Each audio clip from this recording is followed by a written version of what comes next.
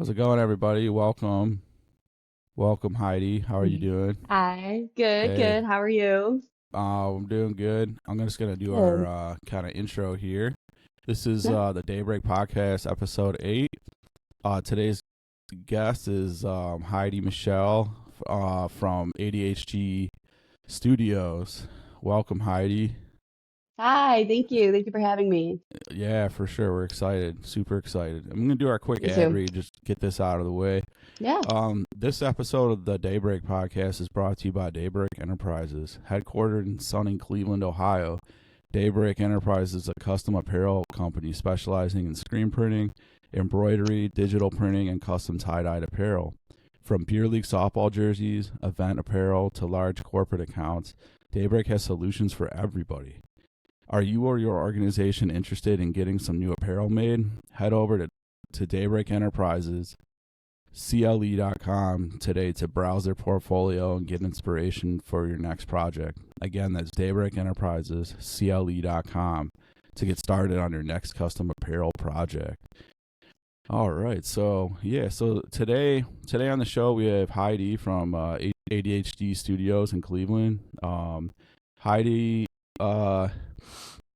creates very unique pieces of jewelry called hair jewelry. These are like very unique, lovely little pieces of jewelry that connect directly to your hair, and they kind of hang out right there with your hair and look really cute. And I'm gonna let her get into more of it so she can explain it. She'll explain it a lot better, but it's really cool, when she's out doing her events and stuff. She can like have girls trying it on and whatnot, and it was really cute when we were at the screw factory when I first met her. I saw these like little girls, like real young girls, probably like 9 and 10 years old, like trying on hair jewelry. It was just like the cutest thing to watch. But that's what it's all about. That's what it's all about. Like Yeah. when we're doing live events, is connecting with people and getting hands on. And it's like you miss that connection if you're not doing live events. If you're just trying to sell on, Yes. you're just focused on selling online or or whatever. You miss that connection with people. But yeah, so like I said, we were participating in the 2025 spring open house at the Screw Factory here in Cleveland, Ohio. The Screw Factory is a really large facility, full of like different artist studios and whatnot, and they have open houses throughout the year. And one of them is in the spring, and that's the one that we were participating in event. And we met each other there. We were working right next to each other. Heidi screen printed a T-shirt with me. She was the first person I've ever had screen printed a T-shirt at one of my events. So congratulations, Heidi. You're the first Thank one. you. That was fun. Yeah, that was really Yeah. fun. How's the shirt fit? Or did the shirt fit Oh, okay? great. Oh, Cool. absolutely. Yeah, Sweet. I love it. I've worn it a few times since. Yeah. Yeah, that's awesome.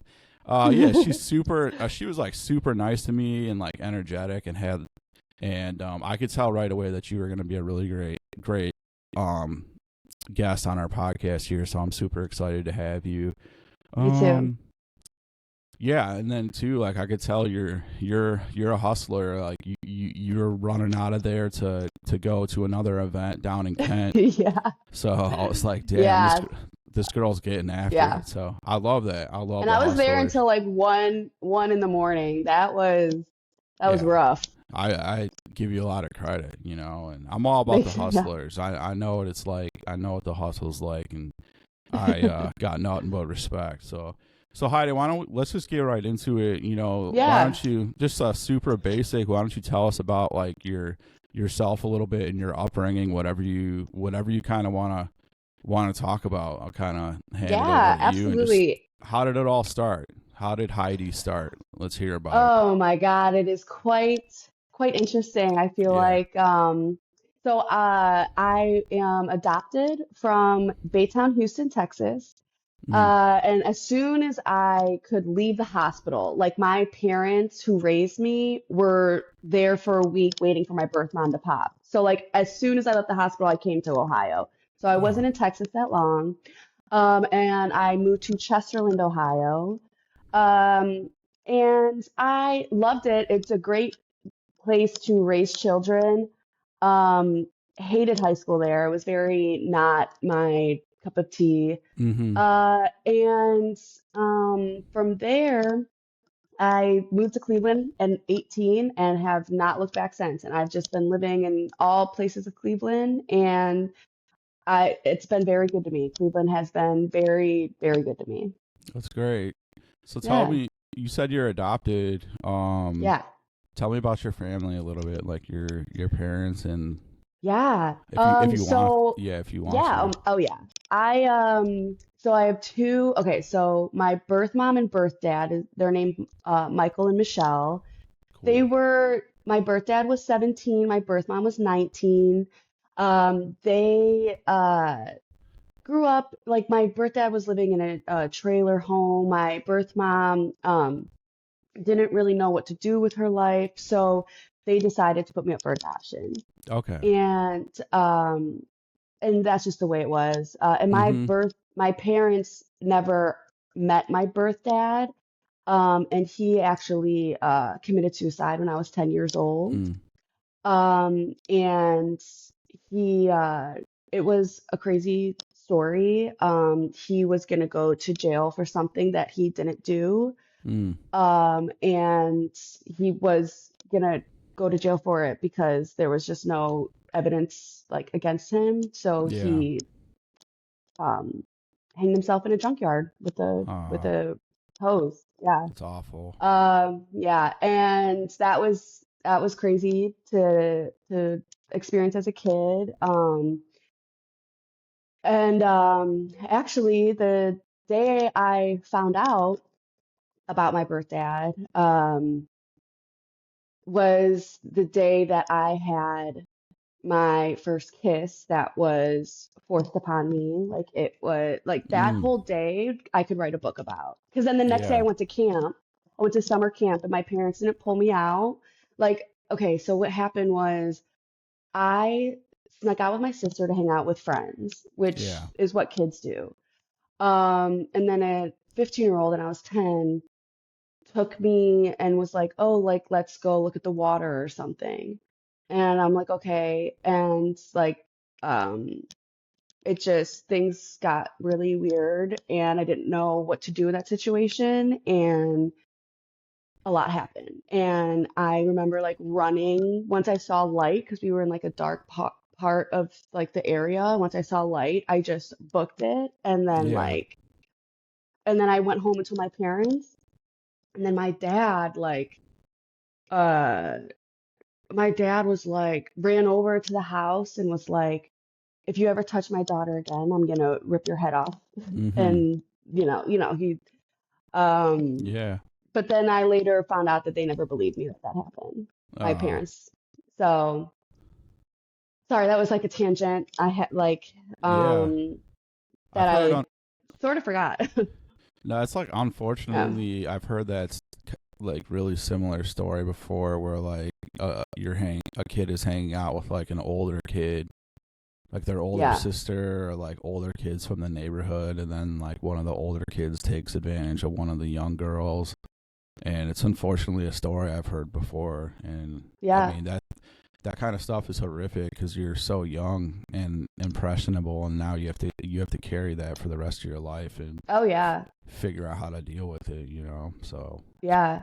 it's awful. Actually, and like those things happen to me a lot because my parents never believed me. They never taught me Hmm. what consent was. They never taught me what to do when I don't want to do anything. Like they never really taught me that. And um I would see like my mom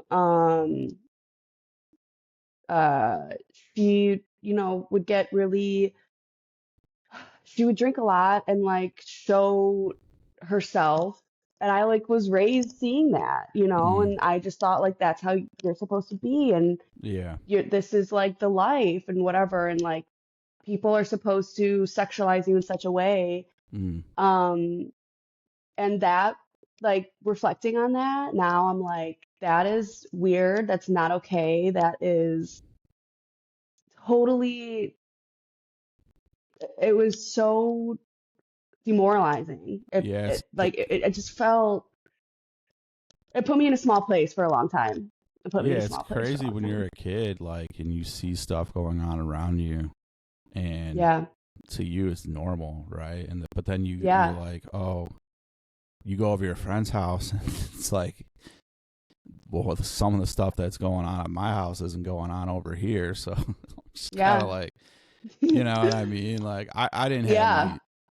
I grew up in like a really amazing household, but like, there sometimes my parents would get in fights, and Oh yeah. my dad liked to drink beer, and it's like I go over a lot of my friends' house and there's no beer in the house, and it's like, Yeah. so it's just Yeah. like different, you know what I mean? But it's Yeah. interesting when you're a kid, you're just like, you think the only thing you know is what's going on in your house, and it's like, Yeah. that's your reality. That's what Yeah. the world is. And for some kids, I mean, it's a freaking horror story, so Yeah. it's like, And like my parents do have redeeming qualities. Like they're very good to the people that they want to simplify it. They're very good to the people that they want to keep at a surface level of mm, knowing who they are. Like I got you. they live rock star lifestyles. They're in the Galapagos right now. Like they live a very luxurious life.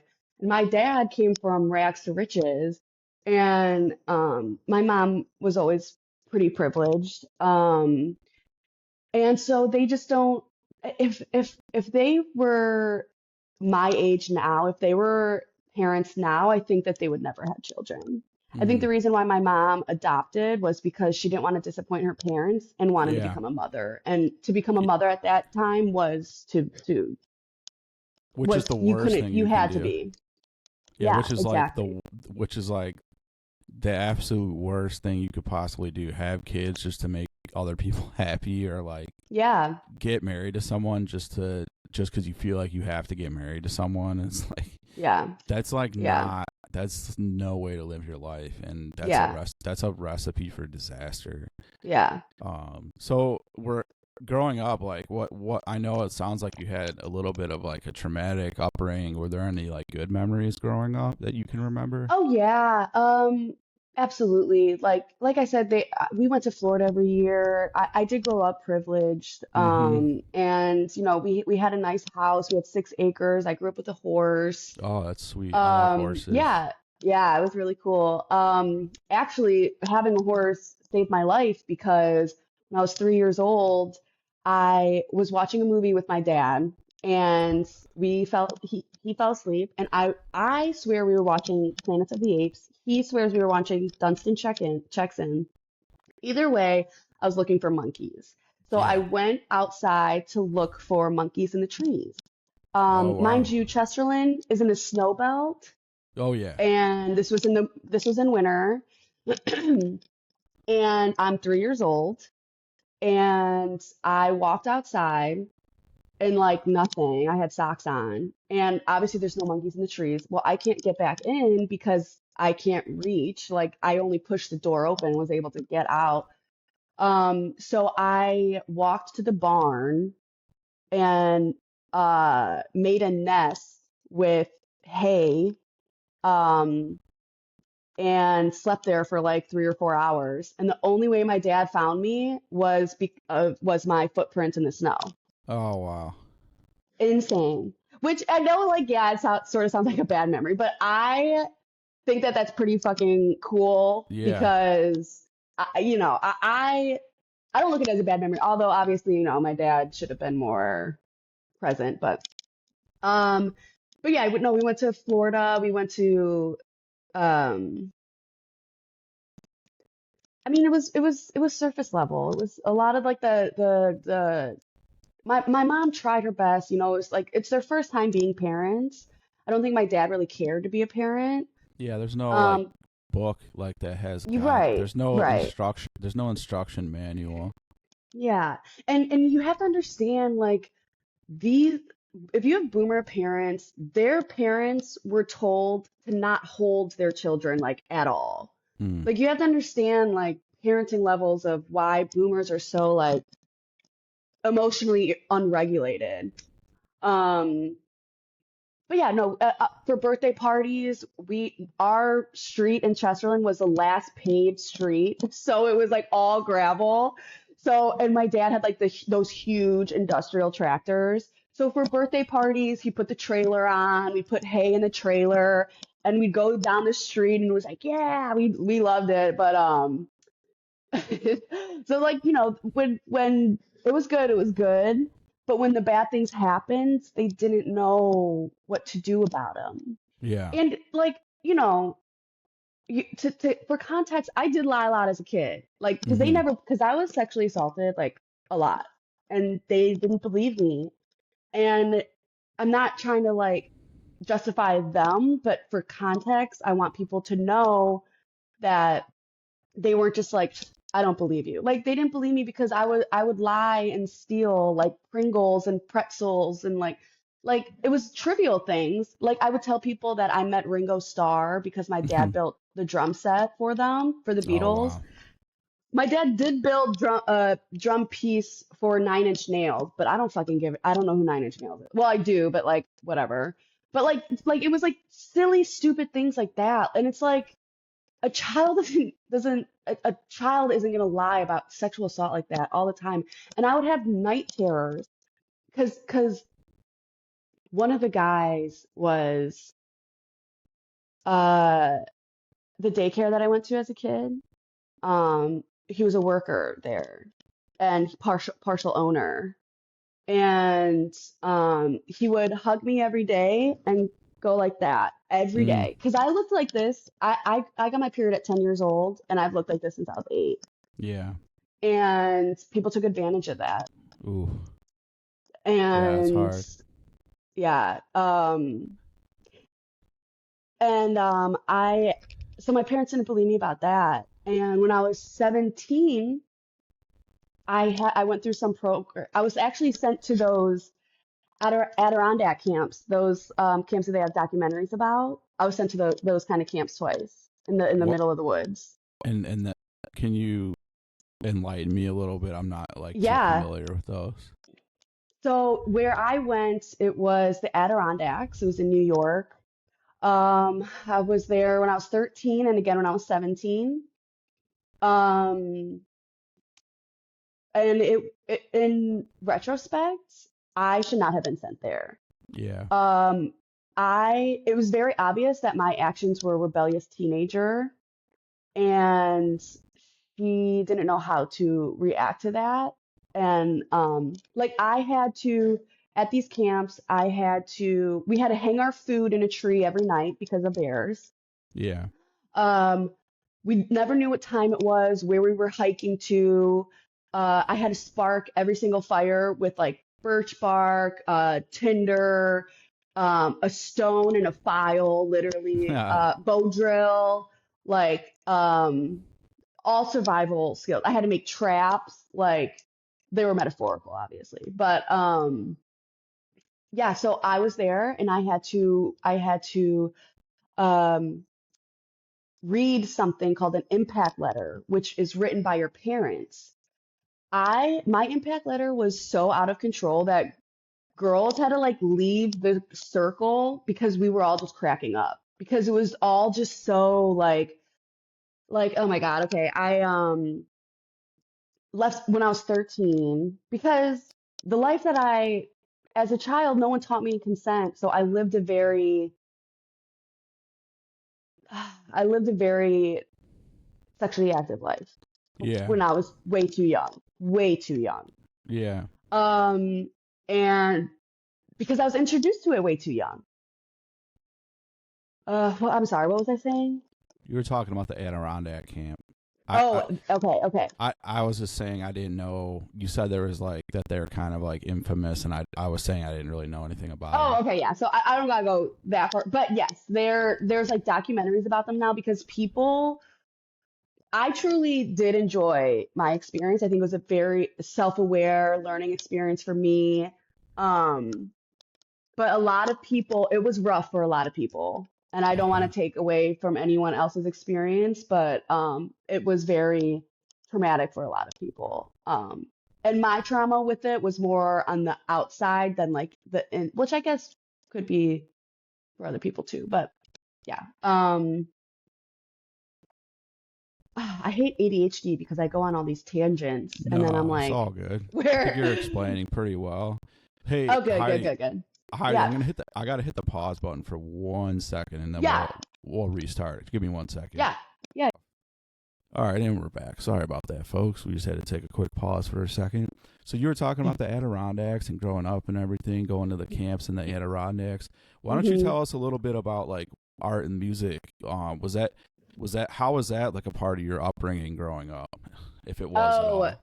oh yes. My father, I mean, the room that I'm in, from head to toe, you could fill with the records, the amount of records that he had. I grew Yeah, up on constantly listening to music. My first CDs that I owned were all 14 albums of the Beatles, that's and then it awesome. just grew. It just grew from there. I love Sly and the Family Stone. They sing the song "I am Everyday People." Oh Really yeah, yeah, good. yeah. Yeah, yeah. Um, uh, just Dr. Nina Simone, like just so many great people. And I don't really listen to a lot of modern music. I try to. I'm trying to get more into it, but I enjoy a lot of like the 60s, 70s. Yeah, yeah, yeah. Um, and uh, creative, like arts wise, it's more music for me, Yeah. definitely. My uncle actually was a tour bus manager for a band called Twiddle. Cool. Uh, which was super cool because they played at Bonnaroo one year and I went and I like messaged them on Facebook and was like, what are the chances that they know that they'll like respond? And I told them like, hey, my uncle's your tour bus manager. And my dad actually partied with them when I was in college and they were partying all night and the one dude left his jacket and my dad had to like mail it to him. So I like put that in the message too and they're like, "Oh yeah, like we'll be at Bonner, we'll be at this stage, come see us." And I didn't get to see their whole set, but I did stop by and I had a big like fat head of my dad's head and I was That's like in the funny. back having it and they like said something they on the microphone about it and like gave a thumbs up and then I had to go somewhere else because I was lost my group. It was like a whole thing. Yeah, whole That was thing. really that was yeah, that was really cool. And just I've always met musicians more. I've met Usher. He was on like a Wow. plane. I met a girl that was in the Ronettes, but before Be My Baby became popular. So she was like the fourth Ronette. Oh, Um okay. and yeah, and two people that have played at the original Woodstock I have met, which is pretty cool. Yeah, that's awesome. Um, Yeah, I was go in ahead. the I was like definitely more into music growing up, and Yeah, as opposed to the arts, like the arts, getting into like fine art and like visual art and stuff didn't really start until I was in college. But yeah, but yeah, no, I was like always super super into music and growing up and in high school, and it was a big mix of both, like modern music and then a lot of that stuff from back in the day too. yeah. Yeah, I didn't really get into art until I met my birth family. Okay. Um, and actually, so my birth mom was in Texas, but my birth family is from Ohio. Like she lived Oh, in okay. Ohio until she was about 10 years old. And then her and her mom moved to a cult.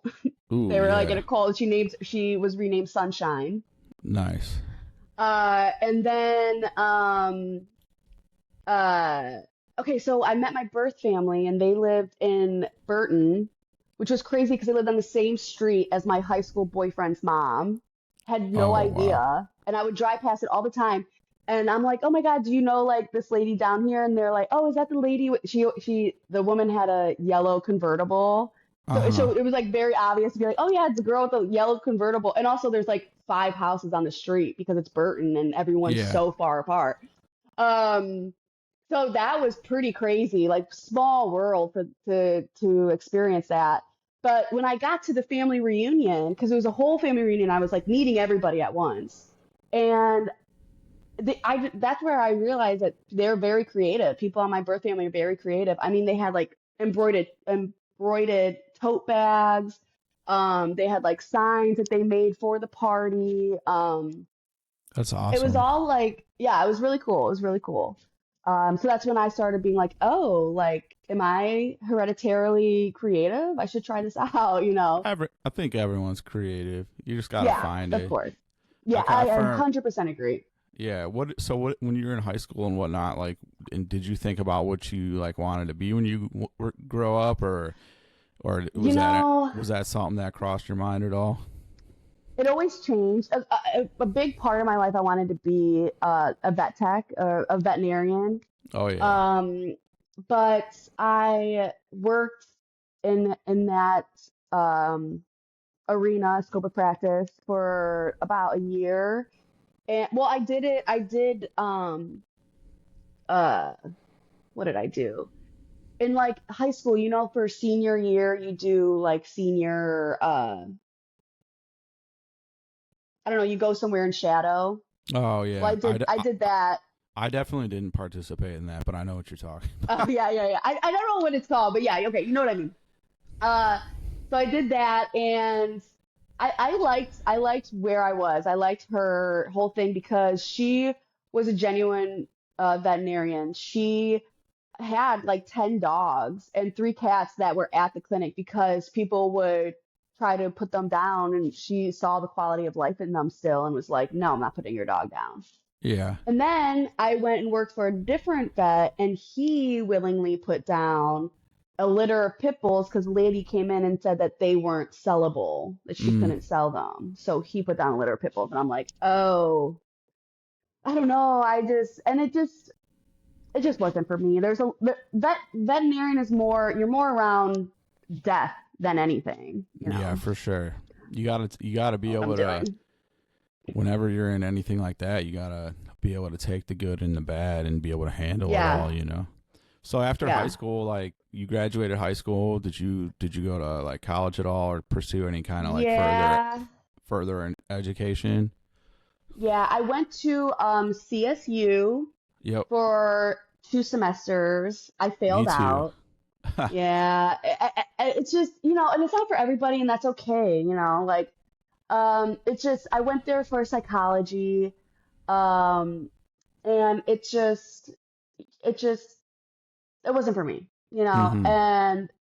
And then I still tried. I still tried to go to Tri-C because you didn't want to disappoint your parents. Like I tried to be on that path of not disappointing them because that's what how I was raised or tried to be raised. But Yeah. it's just I wasn't the seeds that I wanted watered for me were never watered, and I was like, and like my mom just always wanted me to be in her shadow, Uh-huh. and I couldn't. I couldn't be. Yeah. So like when did you start actually like making like not necessarily hair jewelry, but like when did you start like exploring your artistic side and start working on artwork and stuff? Um, that's a good question. I, all right, so this is really deep. Mhm. I I'd say when I was 26, 27, How old are you now? I 31. Okay. So I realized that this something crazy is possible for me that happened to me as a child, and it just totally revamped. Oh wait, okay, wait. Not when I was okay, the few things happened that Yeah. totally revamped my life. The first thing that happened was technically happened when I was 11, but I didn't realize the severity of it until a therapy session and when I was like 27 and I'm talking about it and I'm like, "Oh, you're right." So, back to my childhood and not realizing um the birds and the bees, like what is appropriate and what's not. Um, I had a digital camera Mhm. and I took a lot of pictures on that camera. Nobody Yeah. forced me to do this. Nobody. This was my own doing. Yeah. I don't know why I was doing this. I thought that this was the norm. Um, but I would record myself doing what people might see on like OnlyFans. Okay. And it like there was, I mean, if it wasn't selfies, it was that on this digital Yeah. camera at 11 years old. And I went to London and Africa with this camera, and those were also pictures that were on it. We're on a tour bus in Stonehenge, and I put the camera under my seat because we're on a tour bus and I don't need to have it with me. Um, get off the tour bus, I leave it on the tour bus, and we get to the hotel, and I tell my parents. They call the tour bus and they say they don't know what we're talking about. They don't know, there's nothing on the tour bus.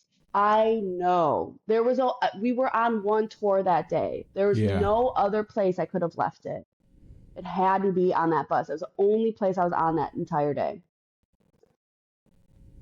I told that to a therapist, and we sort of came up with the conclusion that there is like a 60% chance that someone saw an opportunity with that camera and put it on the dark web. Potentially. Because, Yeah. and like that being put in my mind, totally, like,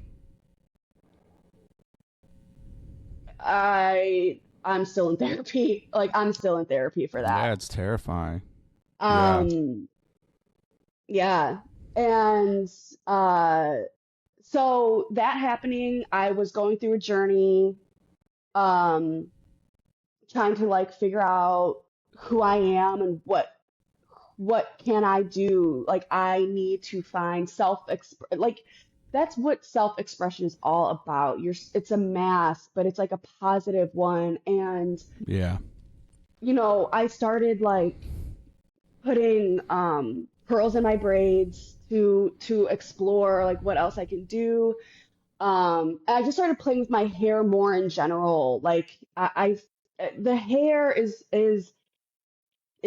self-expression, and when you can really tell a person's like well-being on their hair, and like you Yeah. just you look at pictures of like who I was before this like thing, and it's just it's like a butterfly. Like it's like I was like cocooned for so long, and now I'm like Yeah.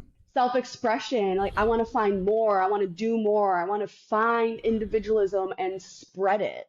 Yeah. I Um, like when I was in my early 20s, like, I was taking some art classes while I was in college a little bit yeah, but I also started to get like in my early 20s, I was getting a lot of tattoos and whatnot. And I remember like my mom, like, I think my parents, they just like didn't understand. They just like didn't get why I cared so much about getting tattooed and whatnot. And looking back at it, it was like a lot of that was like me figuring out a way to express myself artistically and whatnot. Girls, I've always kind of said it, like, girls have makeup and jewelry and like things they can do, crazy things they can do with their hair, and guys kind of don't have that stuff, and at least to the same degree. And like for me, like getting tattooed was a way for me to express myself. And I still kind of feel like that to this day. That's basically like what tattooing is. It's a permanent way of expression and expressing yeah, yourself, and it's kind of hardcore, right? Because it's permanent. yeah, Once yeah, once that tattoo's on you, it's there forever. So it's kind of it's definitely pretty hardcore. But no, I was just yeah, kind of can relate because I was thinking like the exact same thing. Like in my early 20s, I dealt with a lot of trauma as a teenager, and in my early 20s, and when I first went to college and whatnot, and I was just like desperately trying to find a way to express myself. yeah. And one of those ways, at least early on for me, was getting tattooed. But yeah, go ahead. Sorry, I didn't mean to cut you off. No, it's a two-person podcast. Yeah, so like Absolutely. in your 20s, like were you like working like other like jobs, odd jobs, or and Yeah. stuff like that.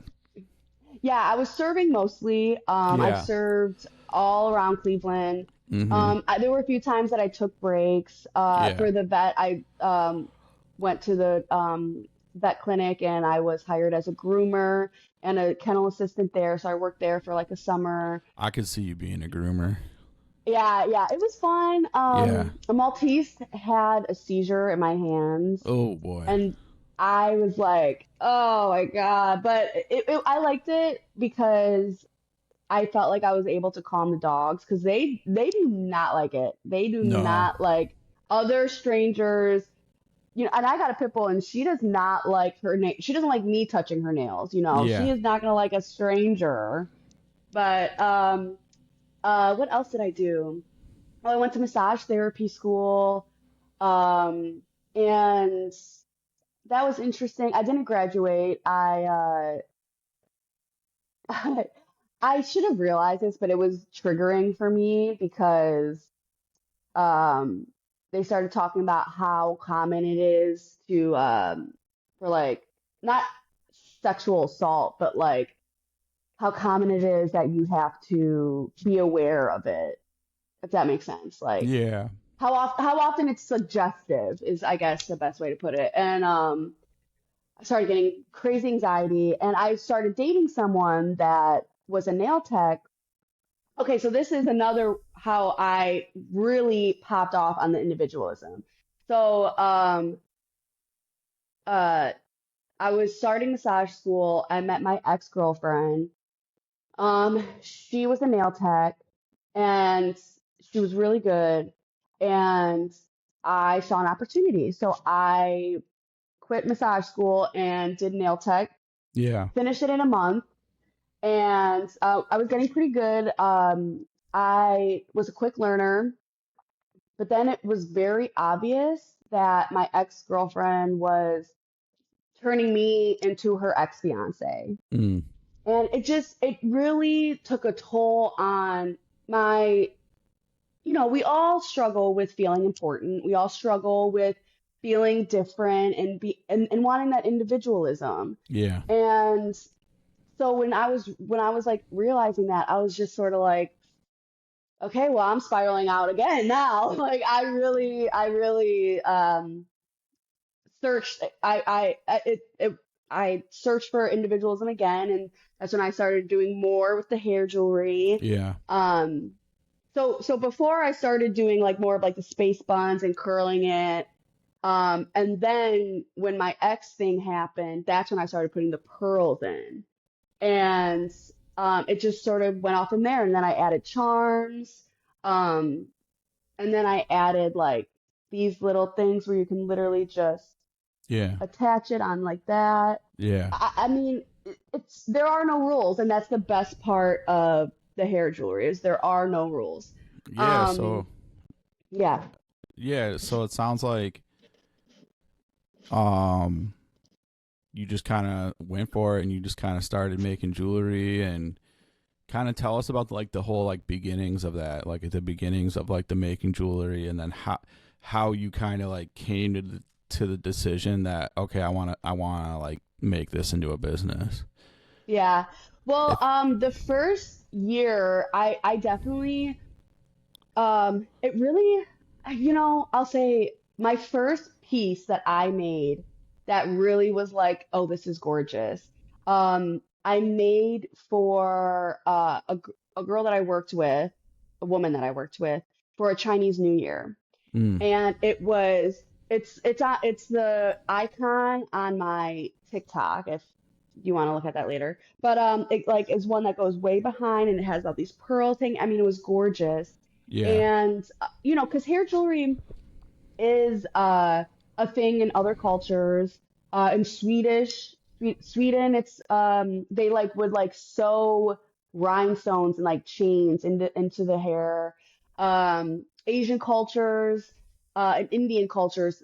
I mean, beautiful, beautiful. It's mine is not as articulate as but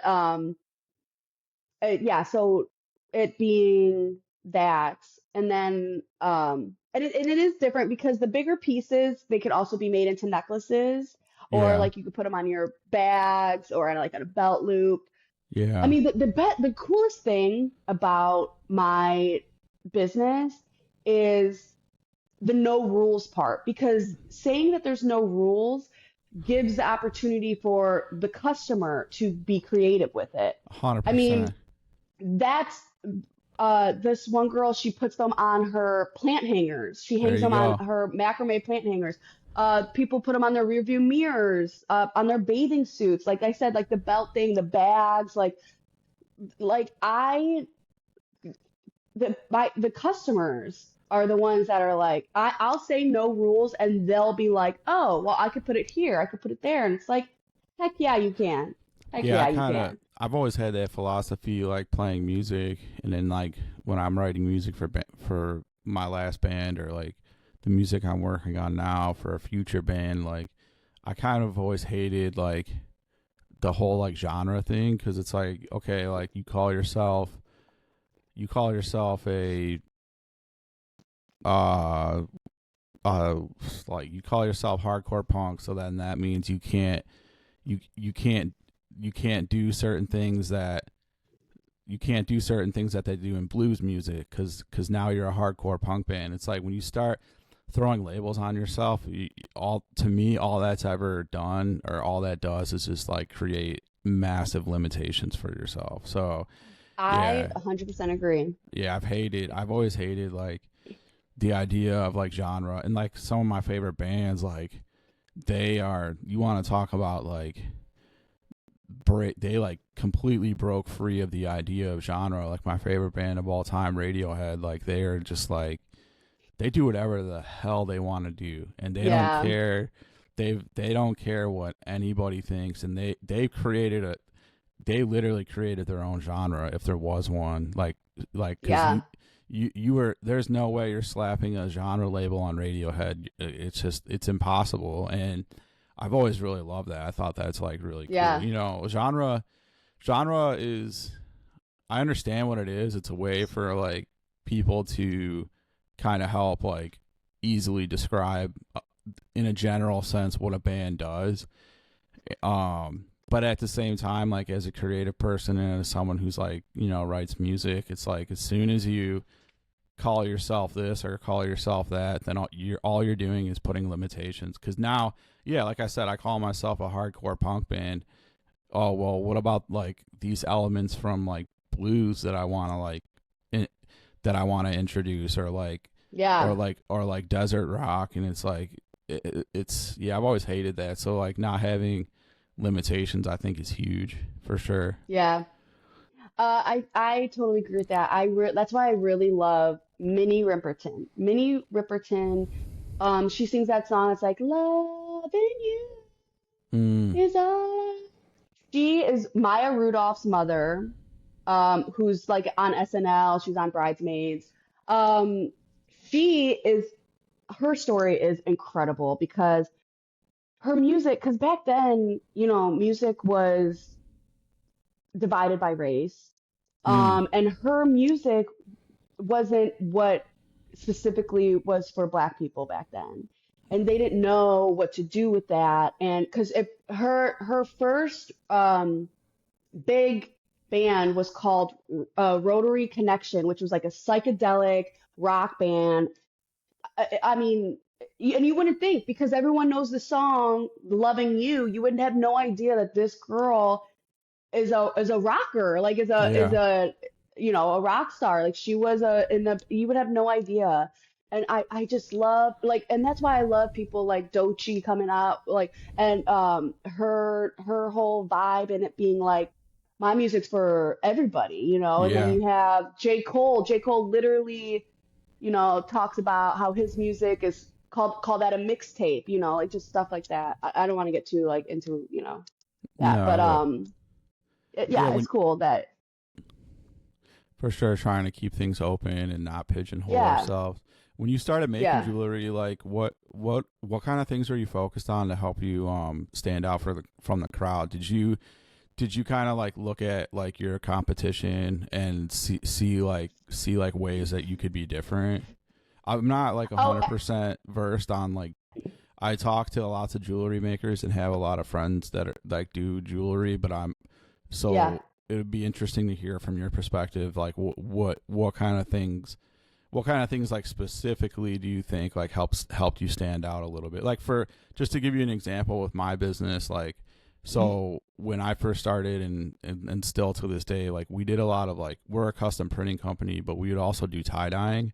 So we would like tie dye shirts ourselves and then like print on top of the tie dyed shirt, and that was like something really unique that like not I know other shops that do it, but it's not like a common thing. So I was always kind of like looking for like that one thing that could like make me just a little bit different from everybody else. And from your perspective, like what kind of things do you think are different about your craft? In one word, I'll say multifunctional. I Cool. think especially in an like ADHD is so big and there's so many of us. I think having that multifunctional standpoint is really cool. Can I 'Cause like interrupt you for 1 second? yeah, go ahead. What can you explain what real quick what you mean by there is like a lot of you? With ADHD? Yeah. Yeah. So I'll say the show I love that I called it ADHD Studios because if Mm-hmm. people come to my booth, if they're not buying something, they're coming to talk to me about their ADHD and their Oh, diagnosis and that's everything. great. Yeah. So I mean, having it that name helps with that community because they'll come up and be like, oh, ADHD, ADHD, and then we like literally will go on 10 different tangents in 30 Cool. seconds.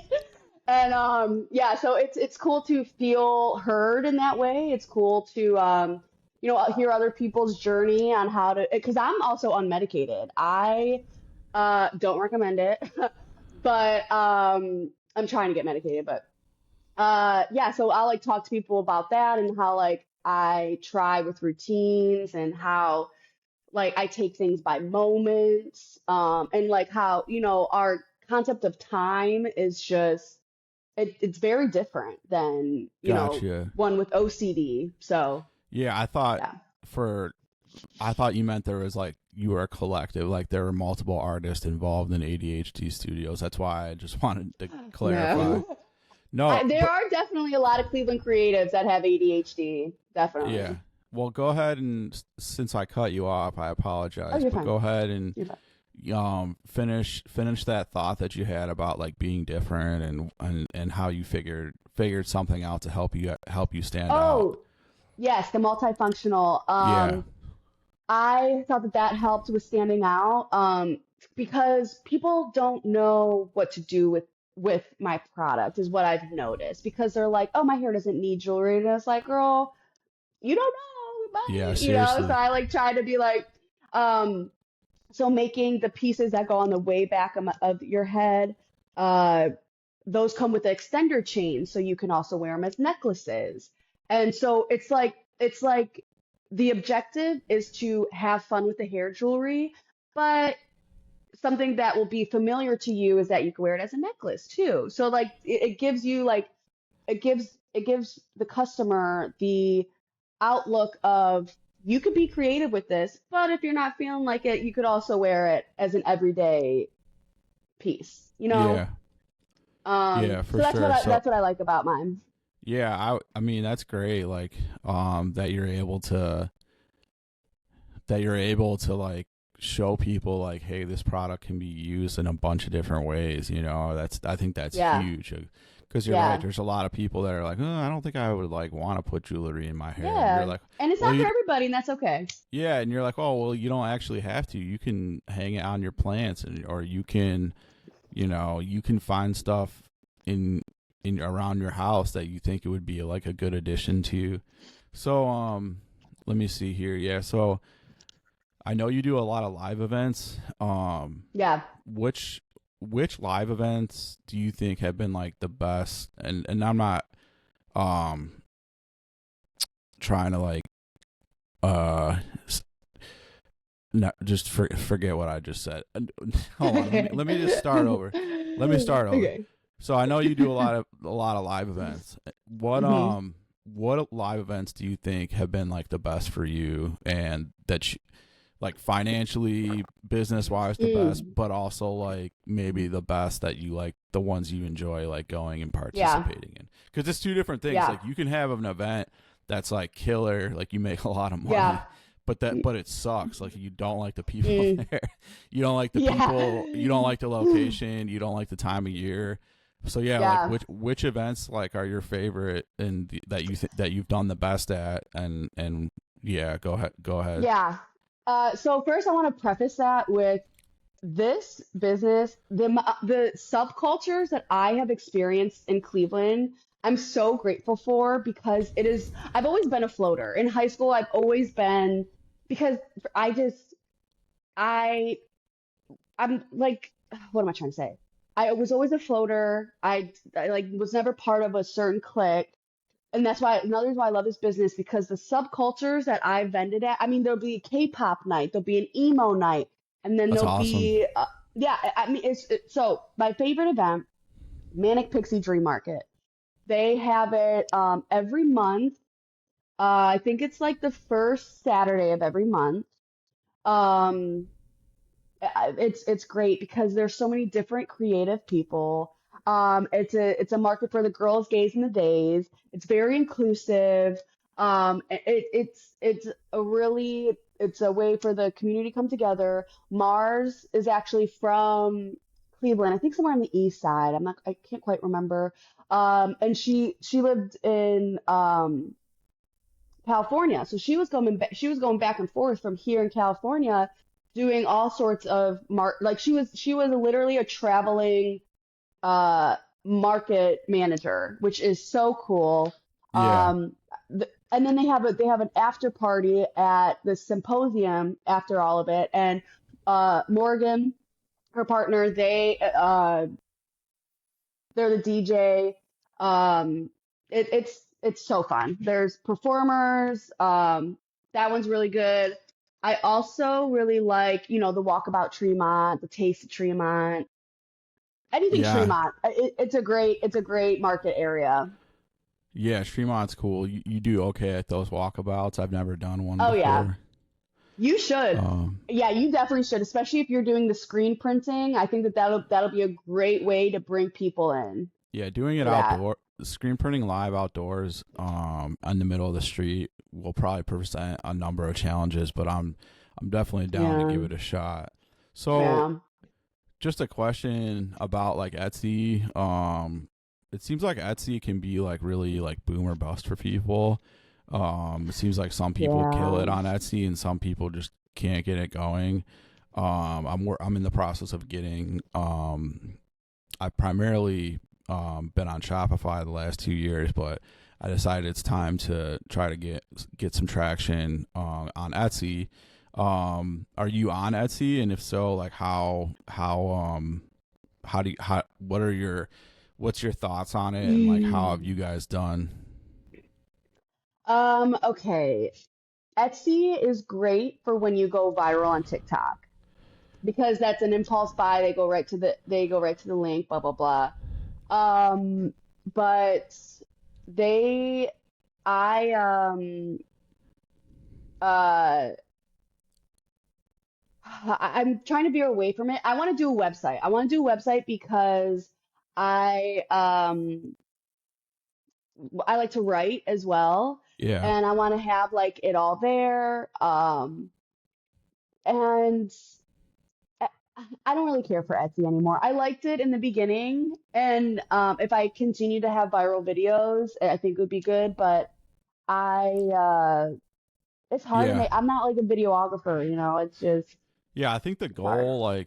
the goal for me when I started and was and still the long-term goal is to use Instagram, TikTok, YouTube to push people to my regular website, which is run through Shopify, because and then if they want to purchase anything, they purchase it through my Shopify website because there's no fees. I'm not losing any money on sales.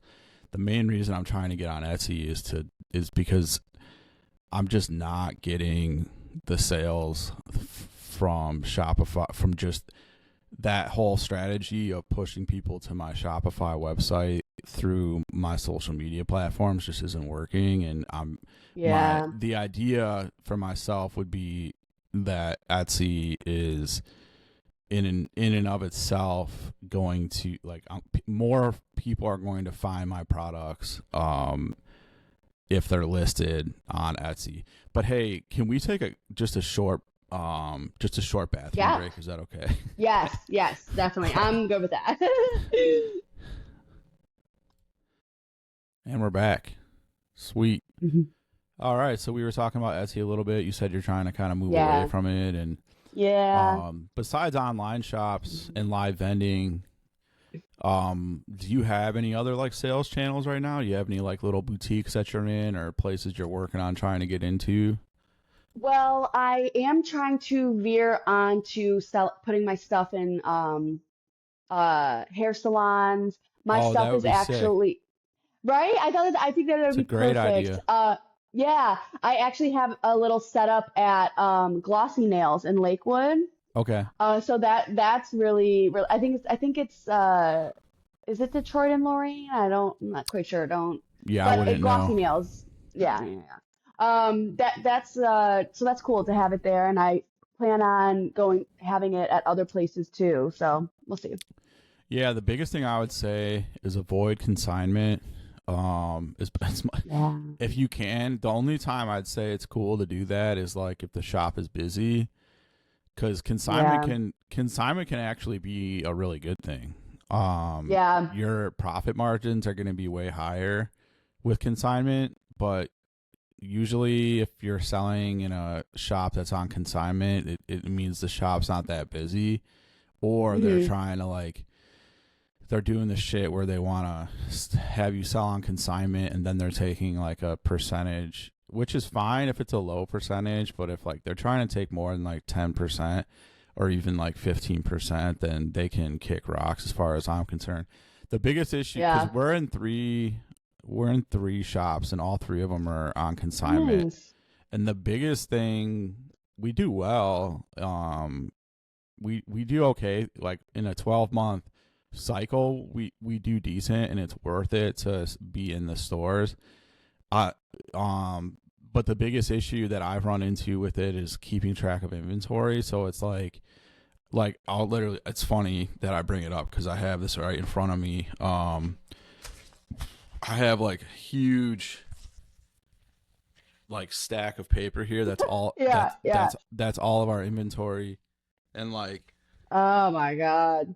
more here, and like Yeah. this stack right here is just what's in our stores, and this stack right here is what is warehoused. So it's like trying to keep track of everything on a month-to-month basis is kind of a nightmare when you're doing consignment. So I think basically what the long-term goal is going to be is to like look at where we're selling on consignment, and then we're going to say, okay, is it even worth being in here, or is this causing more of a headache than it's worth?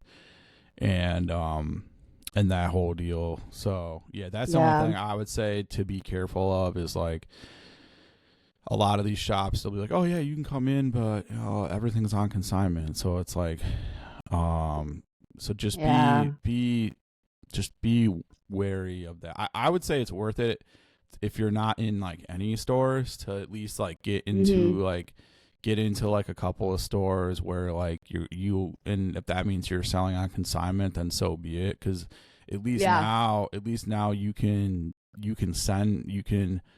send people directly to the store so they can try stuff on and see your stuff and everything. But just be careful with, and you Yeah. got to be careful with the consignment shops too, because some of them are just like, they're just not doing what they don't do well, and Yeah. like it's kind of like the business owners, it's an awesome thing for them because they have to take no risk up front whatsoever. There's zero risk for them because they're not buying any inventory.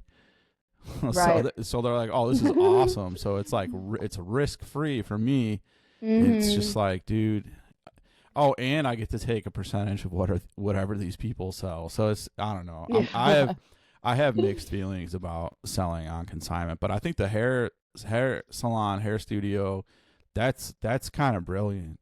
I think that's a Yeah, really good right? idea. You need to find like some Yeah. like you need to find some like hippie gypsy hair salons and like try to get your stuff in there. I Um, agree. There's this one girl that's in like I think Menor. Her name's Glittery Hippie, and I'm like, you're exactly who I need to talk to. So for I'm sure. hoping this week I reach out to her. Yeah, Yeah, just we'll compile a see. list and like Yeah, have the biggest piece of advice I'd give you is have all of your information ready to go. And like yeah, the worst thing you can do, like, because you gotta remember, like, we're salespeople too. So you gotta like have all of like the old school sales techniques yeah, down. You gotta have all your information about pricing and everything. Just make sure. yeah, And you can even like, I would say, even like find somebody to do like a mock sales call with, so that like, yeah. and I That's know a good idea. all that stuff sounds kind of like lame, and it's like, well, I don't want to do all that, but it's like that's what you are now. Like you're a saleswoman, you're selling a Yeah, product, so like you gotta just make sure you're like super prepared for those for those sales calls. And the biggest thing is just having like being able to like predict any question that they might have. yeah, Because yeah.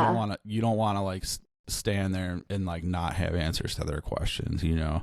I agree. Yeah, besides Instagram, like what other like social media are you on that you think is like working for you or helping you? TikTok. Okay, TikTok cool. and Instagram are my two top best ones. Facebook doesn't really get me much. It did in the beginning, and then it didn't. I think because, Facebook. well, yeah, it's Facebook. Yeah, Like I it's think just, Facebook's kind of just. I think the people that actually are on Facebook using Facebook are mostly like older folks hmm nowadays, and then Instagram's kind of more so like our generation's main social media, and then TikTok is, I think, even like the kids and folks that are younger than us. So it's kind of like, yeah. yeah, I need to get more active on TikTok. Do you think you like TikTok more than Instagram as far as like reach and stuff like that? I like Instagram more. I to get my uh pieces out, I think helps more with TikTok. But I'm trying to do more of the Instagram reels. I'm trying to do more of like making videos everywhere I go. Like I'm trying to get more digitally connected with Yeah. So you know. yeah, you just gotta remember, and I kind of try to embrace this philosophy. It's actually, I have like this like dorky like my business has like core values or whatever. I think it's dorky, but it's important. It's good to know like Yeah. what your values are as a business and a person.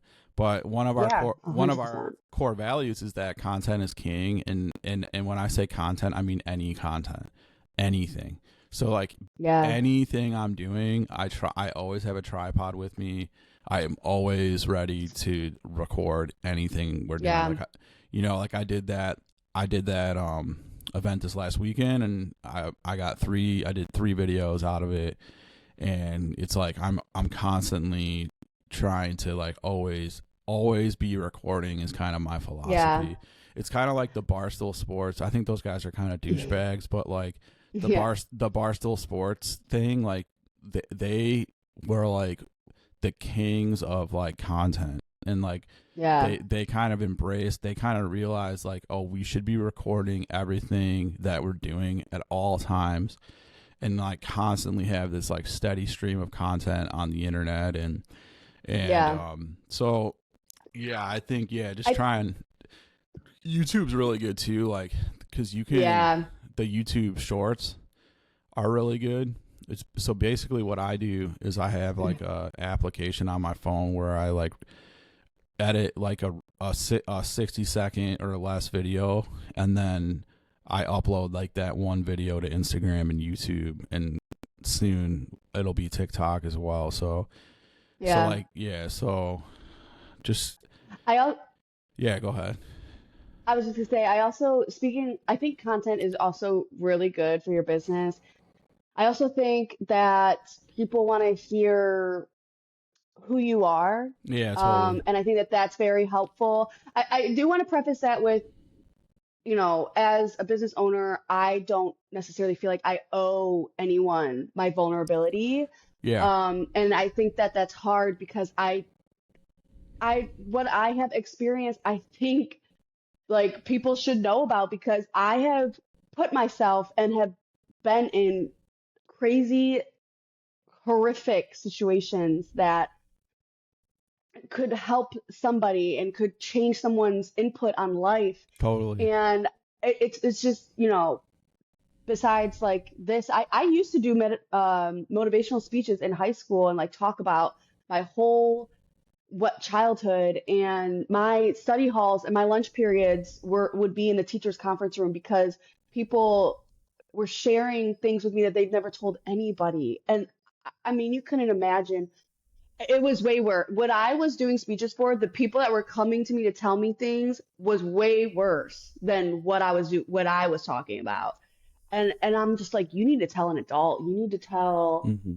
a parent. Like, and I think that that's very important. Like, I think that those kinds of things should be spread because you have no idea what people are going through, and they could just be wandering around waiting to hear the right thing for something to click in their mind and be like, oh, you know what?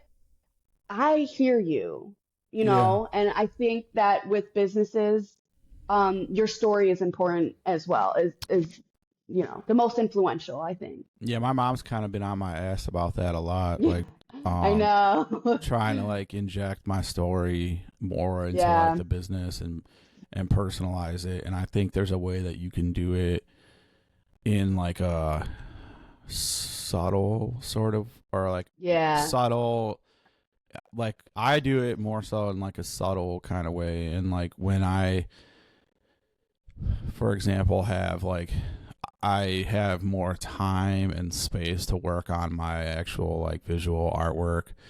Um, a lot of that, like those messages and stuff, is gonna come out in like my actual artwork, and then the long term plan, like I have like my paintings and stuff, and then I'm gonna like make clothing. I'm gonna recreate my paintings in like clothing form. So it'll be like, Yeah. um, that'll be like a way for me to like get my message out there. I also just recently started writing a book, Oh, wow. and writing, it's gonna be like a multi-year project Yeah. over the next 2 or 3 years, and it's basically gonna be like the history of Daybreak, but also an autobiography of my life, because Daybreak really is like a culmination of like everything that I've been through in my life. So that has been like really therapeutic for me. So that's something that I was going to tell you, like maybe when you do, if you have some like extra free time, just start writing like a autobiography of your life. Cause like Yeah. I, I started it a couple weeks ago, and like, holy crap, it's been yeah. so therapeutic for me to like write it all out and get it all out on paper, Yeah. and like it's helped me almost like understand myself more, or like Hmm. have like more like grace for myself.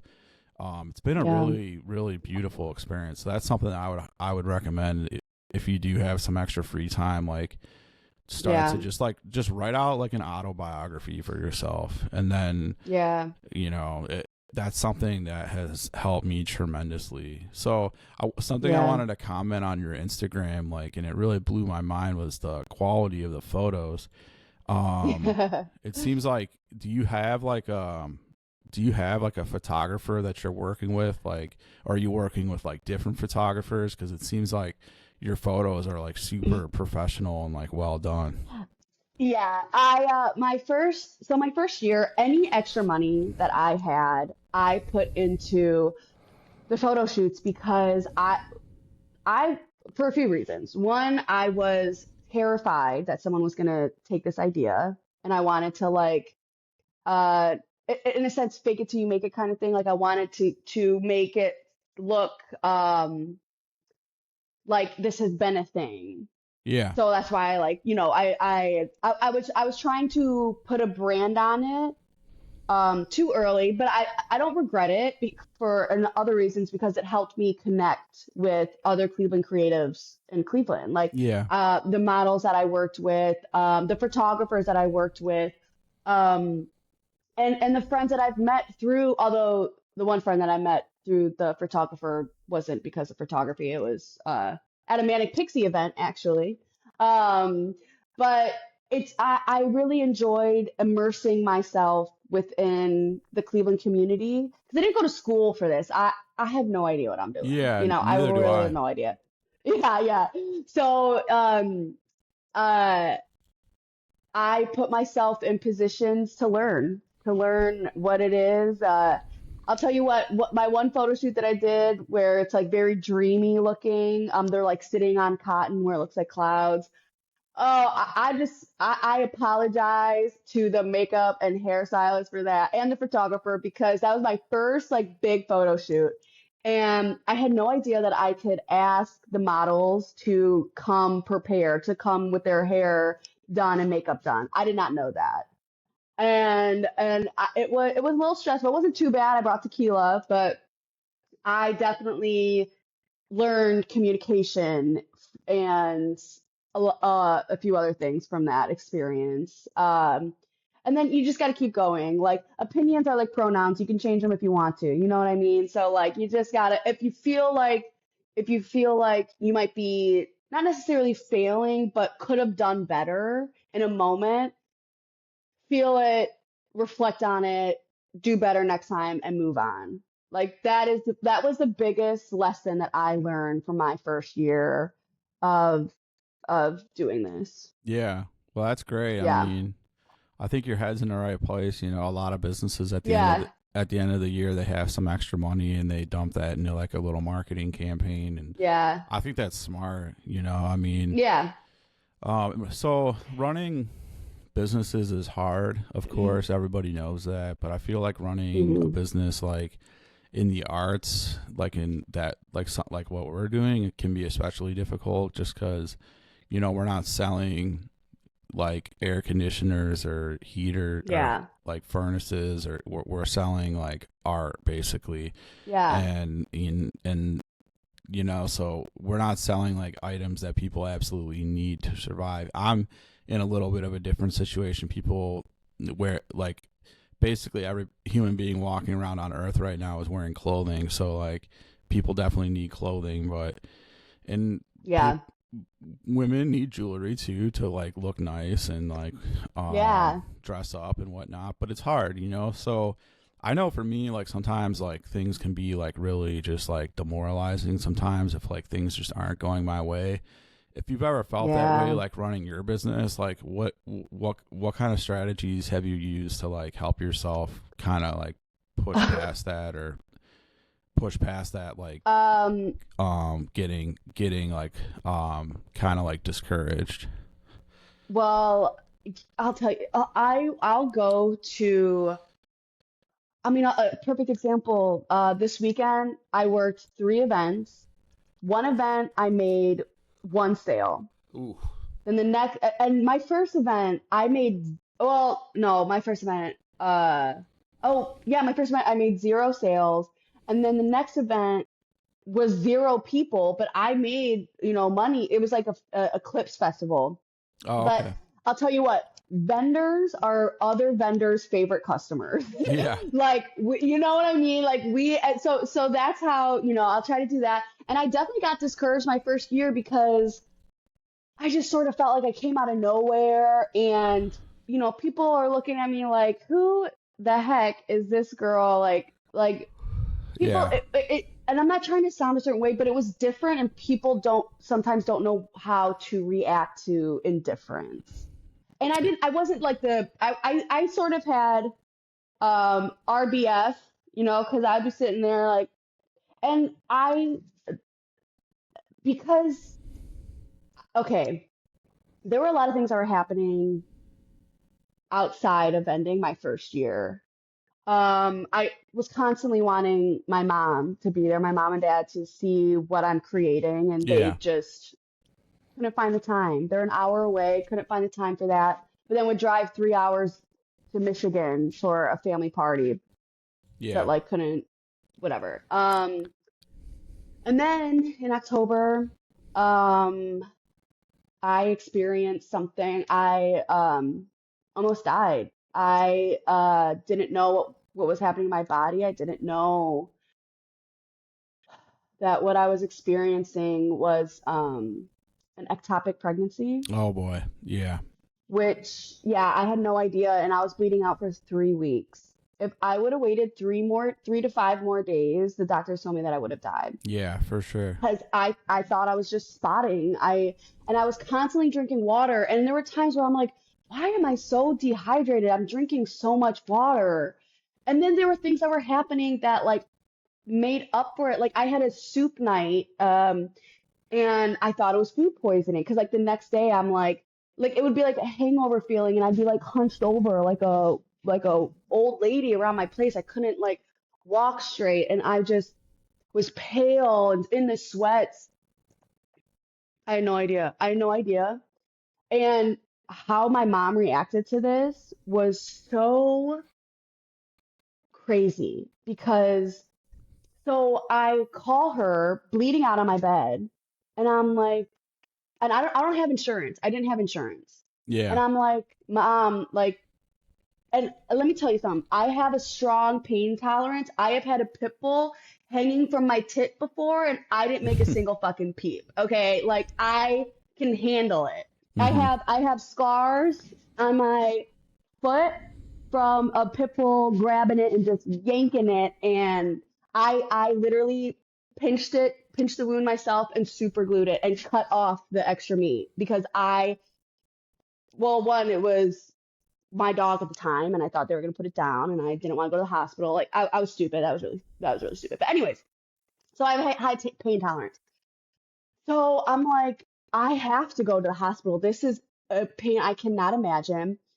I call my mom. I'm like, Mom, like this is happening. I have to go to the hospital. She goes, well, you don't have insurance. Like, can you call someone else? I don't want to have to drive to come take you to the urgent care. I'm like, okay, whatever. So I call Hannah, my cousin. She comes and gets me. Urgent care is like, girl, we can't help you because you're bleeding out. You need to go to the ER. Yeah. So I call my mom, and they keep saying, is there a chance you're pregnant? Is there a chance you're pregnant? Well, yes, there is. And so I'm thinking miscarriage. That's like where my mind's at this point. So then I call my mom to tell her they're telling me to go to the ER, and she's like, she's bothered. She sounds so bothered by this. And so then I go, so then I'm at the ER. It's like 1 o'clock. 5 o'clock rolls around. I'm doing all these tests. They're like, I got ultrasound, doing all these tests, and then the doctor comes in and is like, you're pregnant. You have to get a fallopian tube removed in an hour Yeah. because like if you don't in like 3 days you're gonna die. Mm-hmm. And I'm like, okay. So I call my mom to tell her that, and she's like, you she's like, literally this is exactly how she sounded. Well, we're at dinner. I'll be leaving shortly. Yeah, it's not Like, great. oh, okay. I didn't see you until after surgery, and how it was so. And then so she takes me home, doesn't cuddle me, she doesn't hug me, she doesn't kiss me, she doesn't play with my hair. She's cleaning my house until 5 in the morning, and but like before that, before I go to bed, I'm talking to her, and I'm talking about like motherhood, and I'm just like, I I I think I would be a good mom. I think I didn't because she told me that I was infertile. My whole since high school I thought I was infertile. Wow. Because she would take me to I would be going because I was on birth control. She would take me to my OBGYN, and like things were being talked to. I just assumed I thought it was in my mind that I was infertile. And so when I said like, so I never thought of being a mother. Then this happened, and I was like talking about it. She was like, Heidi, you could not be a mother. Wow. Yeah. You, what the way your life is right now, you could not be a good mother. It's not And I was just very. sort of like, Yeah. oh. And that situation, plus the most recent one that I haven't, I haven't even gotten to yet. But that was just so like, oh, I mean, let me tell you something. To be AD, or I mean, to be adopted, a lot of people look at it as a blessing, except for us. We look at it as trauma. Like, I have a lot of abandonment issues. I have mother issues, like, Yeah. and to hear that from my mom, who raised me, this like, regardless, you're my mom. You're who raised me. You're my mother. You're like to hear that was just so invalidating and just like it was wild. It was so wild. And then a few months after that, um, a family member of mine, because people think they could talk to me like this because I'm adopted, and because I think because I'm very one, one with my sexuality, I guess we could say. So men who are with significant others think that they could talk to me like that for whatever reason. So, anyways, my cousin who's like 60 years old, he messaged me and said something very inappropriate, saying something that he thinks that I would taste like Lucky Charms. Mm. And I told my mom about it, and she didn't really react. So what I said to her, I was like, I don't want him near me. I don't want him near the house if I'm there. And all she said to me was, got it. And that felt invalidating because I'm sort of like, girl, like I'm not, you're my mom. I'm clearly triggered from something that happened as like to me as a child. And this dude just said this to me, like, you should be more validating than that. Yeah. And what she did, I saw her a week after that, and what she did, I was doing her toes, and she grabbed my breasts twice. And the second time she goes, "Ha ha, look at me, I'm molesting you." Mm. And I'm like, and I went into survivor mode because I did not react. Kept doing I was painting her toenails. I did not react at all. After I was done with her toenail, we didn't talk for the rest of the night. I went on the other couch and was doom scrolling. Like I went in a total autopilot mode, and I reacted poorly because I posted it on Facebook. And her response to me was, "I'm sorry that you're going through something and I'm the target." So she has no idea that how disgusting her actions were. She does not.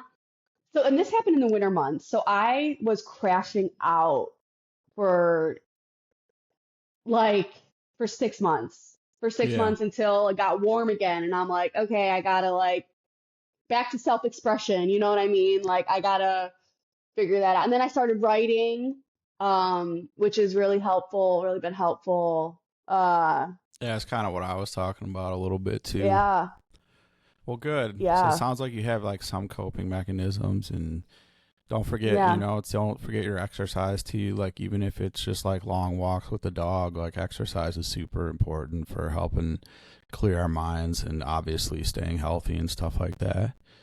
So yeah, what would you say? absolutely. What would you say are some short-term goals that like you're focusing on right now with the business? If you had any like short-term goals, let's just Short-term say goals. let's say like short-term as in like by the end of this year. I think to be in more salons. I think that's a good goal is to have a little stand in more salons. Are you in salons? Um, I know we briefly I'm touched just on at that. Glossy Nails, yeah, Oh, okay. I which didn't is a nail realize that. salon. Yeah, yeah, yeah, yeah. And I want to venture out more. I've been emailing them. Every 100 emails, you'll get 3 emails back. I So you know. just got to keep, yeah, you It's got to keep tough. going. Yeah, Yeah, the email really things. is. Yeah, so you're saying like increasing that like your retailer presence, trying to Yeah. get into more retailers. I mean, that's solid And and and I, yeah, exactly. And I have to be patient because, Chipotle started with word of mouth. They didn't do advertisements mm-hmm. until their first E. coli outbreak, really, is like the first time they did an advertisement on TV. They just They sold needed a it. really good But product. yeah, yeah, yeah, exactly. So I'm just trying, like, and you hear of these success stories of them working hard for 10 years until they get recognized, 5 years until they get recognized. Like, you just have to remember we're on our own timeline. Of course. Everyone's business is on their own timeline. 100%. you know, it's not going to happen overnight. You just got to Yeah, be patient. I get really in my head about that because, you know, I listen to this podcast called The Shirt Show, and it's like screen printing shops talking to other screen printing shops, and I hear the same story like over and over again about these shops that like start and then like they make $100,000 their first year, and then by year two they're making $250,000, and I'm just like, I've been scratching and clawing like the last 2 years, struggling like really bad. But then I think about exactly what you just said. It's like everyone's on their own timeline, and Yeah. like I don't have like the same connections that a lot of other guys and our people do, and Yeah. so you know, like I'm willing to grow this. I got to grow this thing at my own pace. And then what I also know, and which is what has been true for me my entire life, is that I got to work twice as hard at basically every single thing I do just to keep up with everybody else, you know, and that's been true with like every single thing I've ever done in my life, is I have to work twice as hard as everybody else just to get the same results. So yeah, Yeah. what do you think about like some big what's like your big picture vision for ADHD Studios, and like where do you kind of like, because I kind of have like a really distinct vision of like where I see my business or where I want it to be 10 years from Yeah. now or whatever. And like what would that look like for you if you had like a big picture vision for the business? I definitely want to. Okay, so I used to do more like woodworking stuff. I've made benches with like I made cinder block shelves. Um, I would take dressers and reconstruct them into iguana tanks. I used to have iguanas. So I want to get more into upcycling furniture. Yeah, I know that's that's cool. like so like the spectrum is very large. It's all good. So yeah. So I'm trying to One thing at a time. venture to, yeah, exactly. So I want to do more of that as well. And just like a few other things, like you know, am what's it called when you do a bunch of things at once? Mm, Multitasking. yeah. Yes, yeah. I like to multitask. And you know, ADHD, you half-ass one Yeah. project and then you go to the other one and That's what you're I was going to like, oh say. yeah, That's what I was going to say is like just be careful that you yeah, know, like just be careful before you start yeah, a new venture. Like make sure you got the jewelry thing pretty solidified, and yeah, because then when you're splitting your focus between things, you want to get really good at one thing first before you try to get really yeah, good at multiple things. But yeah. yeah, so I mean that's about all the questions I have, at least from the script, and then we'll get into the couple of the fun questions. But I always ask my guests, like, did you have anything you wanted to ask me? Of course. Let's see. How long did you say that you've been doing this? Yeah, so we started. It's actually sitting here right next to me on my wall. We officially became a business 11/25 of 2022. So we've been and I started from nothing. And I'm not trying to like say like, oh, I started from nothing. Like, No, no, no, I literally valid. started. I started from like nothing in my basement, like with. I taught myself how to screen print. I taught myself how to. I built a studio from scratch. I built up this entire thing without any like formal education or guidance or money. Like I've never inherited any money. I didn't take out any like loans from like a bank, but I definitely like ran up a credit card or two. Yeah. So yeah, so I definitely operated on borrowed money a little bit, and I still do, of Yeah. course. But Yeah. yeah, no, I mean we started in 2022, and at first, basically started because I saw I had ideas for like a shirt. It all started from one idea for one shirt that I wanted to make, and then I started making clothes, and then I realized right away that, you know, other people were asking me to make clothes for them, with like to get like their logo printed on stuff. So then basically it clicked right away in my mind that like, oh, I can like make my own stuff and I can print clothes for other people. This could be like an actual business.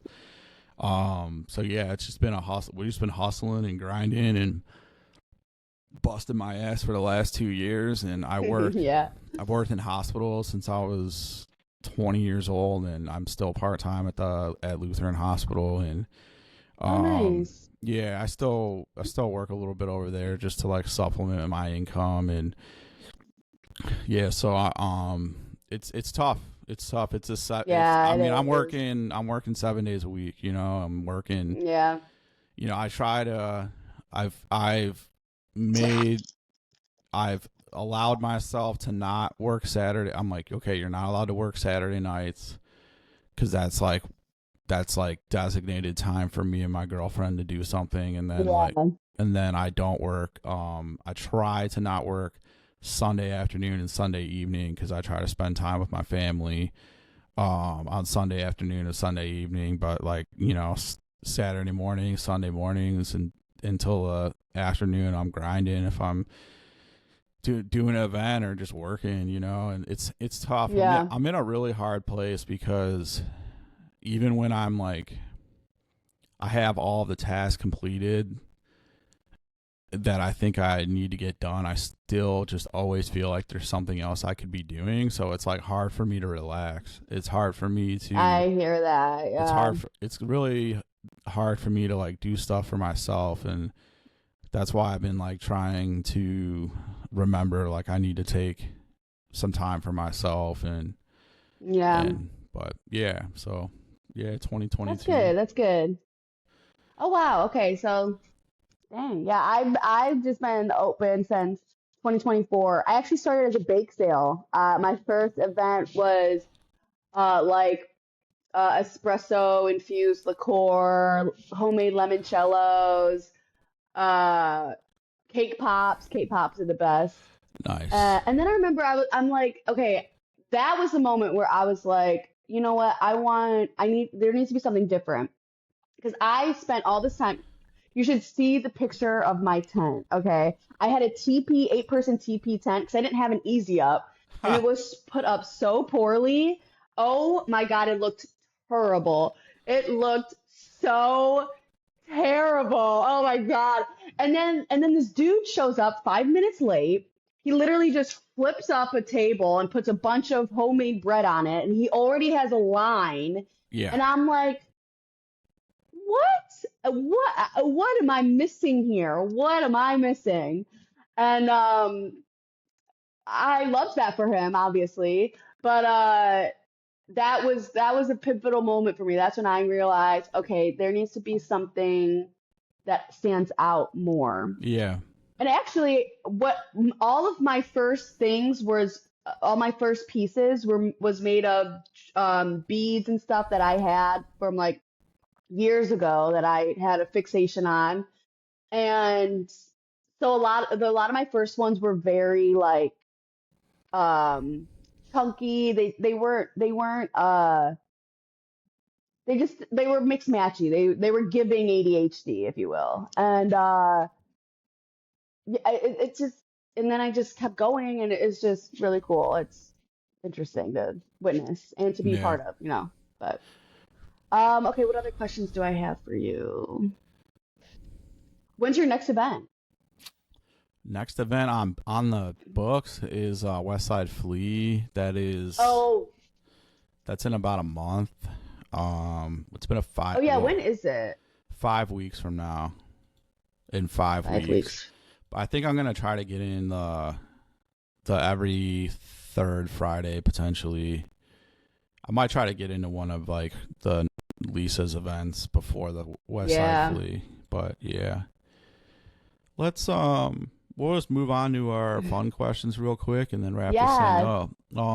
If you could have a dream studio, what exactly would that dream studio look like? What would be that? What would it be in your eyes? Okay, well, I love birds, so it would have to have like an open space, like you can't really see much of here, but like a sunroom kind of vibe. and one that I could open and hear the birds, and the trees talking. Um, oh, but it's difficult because I also like people, and I would like to like be in the middle of like watching people walk by. I don't know. Anyways, a scenic, anything that is scenic, um, would be very cool to have. Honestly, sometimes I like doing my work in coffee shops because I can meet people there, I guess. That's awesome. Yeah, yeah. So I would say like a sunroom kind of thing Yeah, would that's a good be dream idea. studio. Yeah. What Yeah. about dream vacation anywhere in the world? Mm. Fully Well, paid for 7 days. Where are you going? I've been to I'm going to Ireland in 2 weeks, so I'm super excited about That's that. awesome. I've been to Or no, Scotland. a week. Oh yeah, we talked about that. Yeah, very cool, very cool.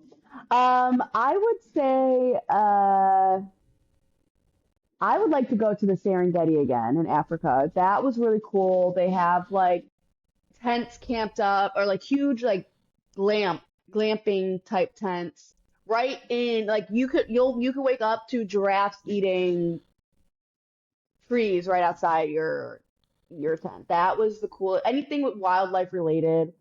Um, I also would like I don't like resorts as I just Yeah. talked about glamping, but that's not like a I feel like that's different. Like I don't like sandals resorts. I like to be with the locals. I feel like that's where you get the best experience. Oh yeah. Um, definitely. What about you? Oh shoot.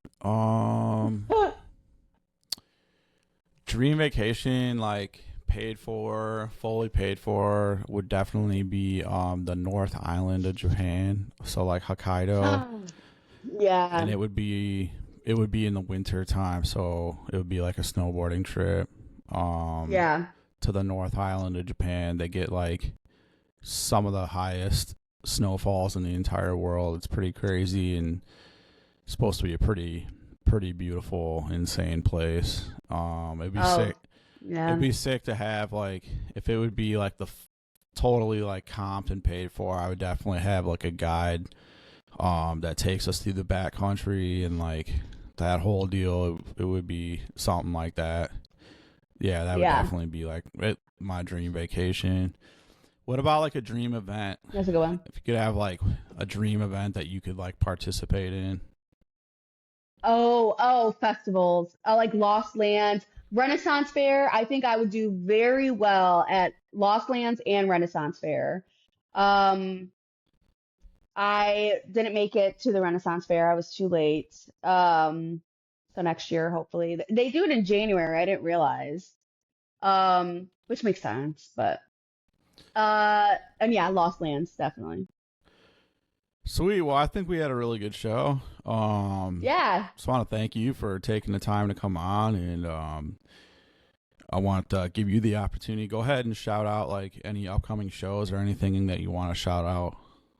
Yeah, so actually tomorrow I'll be at well, when will this be uh Um, we're posted? we're shooting. It takes me the earliest I could get it up would be Friday. Okay, so Friday, let me see. Friday. Oh, okay, so the Tremont, oh no. I'll be at Old Firehouse Winery in Geneva Have you done that? on no, have you? Yeah, I did the Irish festival Oh, out how was there. that? It was okay. Yeah. It was all right. It was my first event ever, like ever, Oh, and I didn't have cell phone reception because just keep that in mind. The yeah. reception is really bad on the lake, just because you're literally on the lake. Okay. You're like Yeah, yeah, it looks like so. it. Just keep that in mind that your reception is not going to be great there. Um, Yeah. so just plan accordingly. And then Sunday, I'll be at the Indie Green Market in South Euclid. Okay. All right. Yeah. So we'll see how those go. Nice. And then go Yeah. ahead and shout out your social media and everything like that too. Yeah.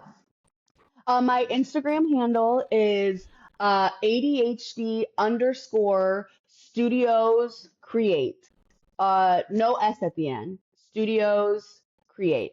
So studios is plural, create is not. Awesome. Awesome. Well, Yeah. yeah, everybody, don't forget to like and subscribe. If you're listening on YouTube, share this video with your friends. And thanks again to Heidi for joining. It was a really awesome show. Thank you. Thank you so much. Yeah, This was for really sure. fun. And All thank you right. for giving me a platform to speak my truth. Absolutely. It's I what really it's all appreciate it. about. Exactly. It's what it's all about. Thanks again. Thank you. Yeah, we'll catch you later. Bye.